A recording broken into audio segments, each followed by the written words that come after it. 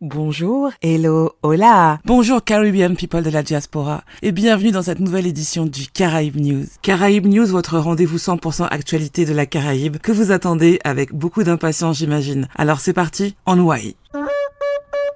Montserrat. L'influenceuse Scarlett Douglas présente au Festival de la Saint-Patrick. La présentatrice de télévision britannique Scarlett Douglas s'est rendue à Montserrat pour participer aux célébrations du Festival de la Saint-Patrick organisé par l'autorité du tourisme de Montserrat. Connue pour son travail dans des émissions comme A Place in the Sun sur Channel 4, la visite de Scarlett était particulièrement spéciale car elle partageait son anniversaire avec sa mère le jour de la Saint-Patrick. Pendant son séjour, elle a participé à divers événements du festival, exploré les paysages de l'île et découvert sa culture afro-irlandaise unique. Scarlett a documenté ses expériences sur les réseaux sociaux, promouvant Montserrat en tant que destination de voyage et renforçant sa visibilité internationale. L'autorité du tourisme de Montserrat a considéré sa visite comme une opportunité stratégique d'attirer de nouveaux visiteurs, en particulier du Royaume-Uni et d'Europe, et a souligné l'importance du récit de Scarlett Douglas pour mettre en valeur le patrimoine et l'attrait de l'île.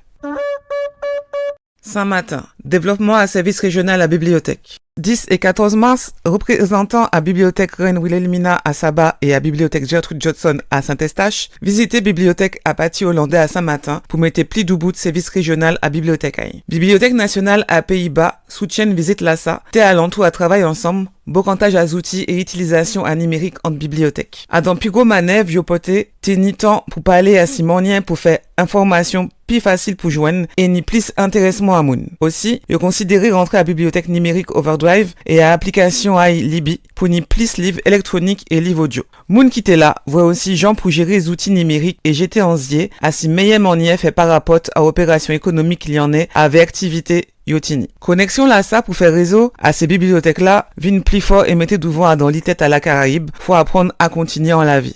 Merci en pile sur ces cas pour chavirage là.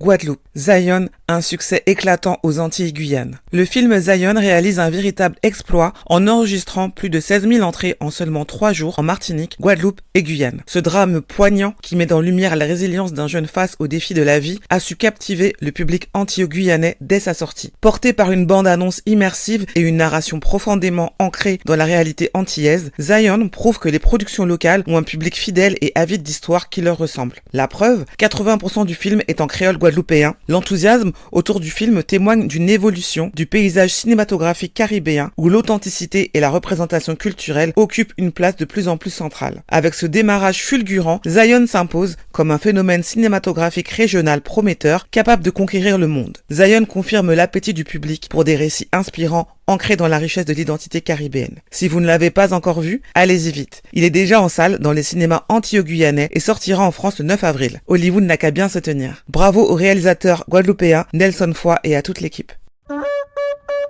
Grenade. Réparation pour l'esclavage. Le Premier ministre de Grenade exige des actes de l'Union européenne. Lors d'une rencontre historique, le Premier ministre de Grenade, Dixon Mitchell, a exhorté l'Union européenne à aller au-delà des excuses et à engager des réparations concrètes pour l'esclavage. Son discours prononcé devant des représentants européens s'inscrit dans une revendication croissante des nations caribéennes pour obtenir justice face aux séquelles économiques et sociales laissées par des siècles d'exploitation coloniale. Cette demande s'aligne sur les actions menées par la CARICOM, qui plaide depuis plusieurs années pour un processus de réparation structuré incluant des investissements dans l'éducation, la santé et le développement durable des nations impactées. Alors que la pression monte sur les anciennes puissances coloniales, cette prise de parole marque un tournant décisif dans la lutte pour la reconnaissance et la réparation des crimes du passé, affirmant une fois de plus que la Caraïbe ne se contentera plus de simples regrets diplomatiques.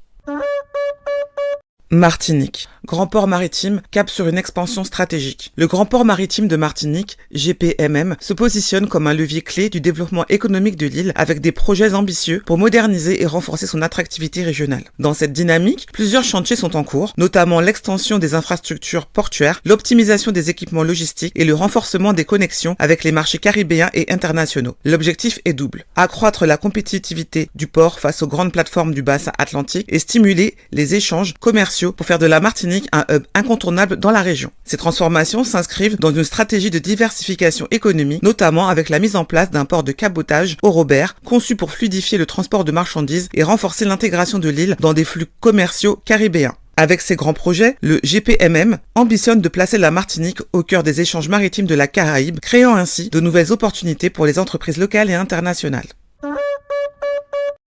Îles Caïmans. Un grand fan de Survivor crée sa version de l'émission. Joseph Bates, un résident des îles Caïmans, a créé Survivor Cayman Islands, un programme de télé-réalité réalisé par des fans et inspiré de l'émission bien connue Survivor. Après avoir vécu des expériences similaires en Australie et au Canada, Bates a décidé de filmer sa propre version sur les plages locales. Avec 12 concurrents divers allant de 21 à 55 ans, le tournage a eu lieu sur 2 jours, capturant une compétition avec de véritables moments de tension. Les premiers retours reçus suite à la diffusion de la bande-annonce suggèrent un intérêt positif des téléspectateurs. Joseph Bates espère organiser une autre saison, affirmant que le projet offre des défis qui renforcent le caractère des uns et des autres, plutôt que de viser simplement le profit.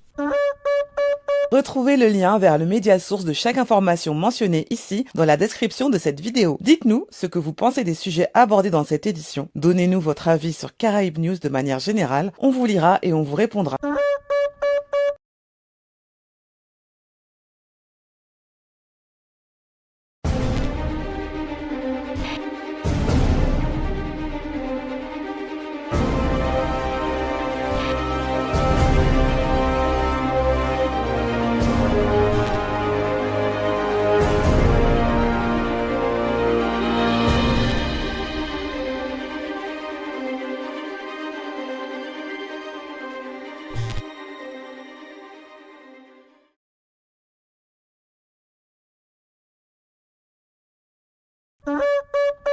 Vous aimez Caraïbes News et vous souhaitez nous soutenir? Alors n'hésitez pas à liker et partager cette édition de Caraïbes News avec vos amis, car plus on est de fous et plus il y a de news. Pour ne rater aucune des futures éditions, abonnez-vous à la chaîne YouTube USC United States of the Caribbean ou alors à la playlist USC Caraïbes News de la chaîne. Et enfin, si vous en avez la capacité, vous pouvez aussi nous soutenir en nous offrant un thé ou un café, voir le lien de notre page Buy Me a Coffee dans la description. Je vous invite également à visiter la page Instagram United States of the Caribbean @USC 5_ pour suivre l'intégralité de son activité. Sur ce, je vous dis à dans d'autres soleils.